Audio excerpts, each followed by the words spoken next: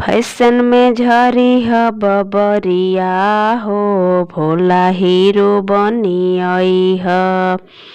Fashion में झरी ह बबरिया हो, भोला हीरो बन के आई ह।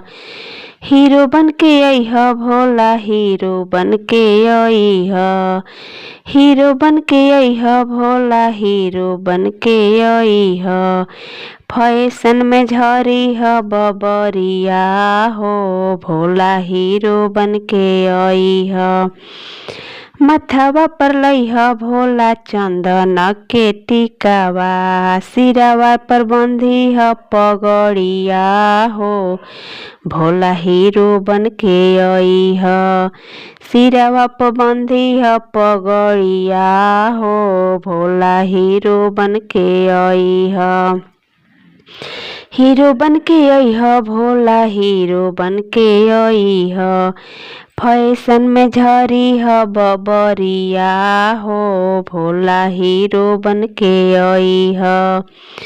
रुद्राक्ष के मालवा भोला गलवा में पेनी ह, अखिया में सुरमा लगई ह हो, भोला हीरो बन के आई ह।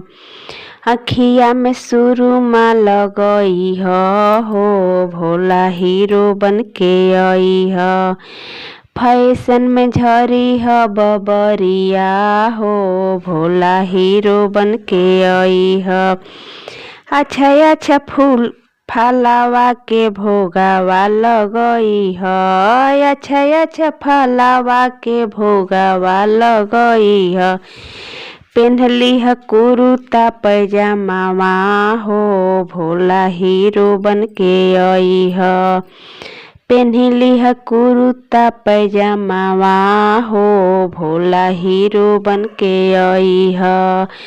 फैशन में झरी ह बबरिया हो, भोला हीरो बन के आई ह। अगर मेरा गीत पसंद आए तो लाइक, सब्सक्राइब, शेयर और कमेंट ज़रूर कीजिएगा।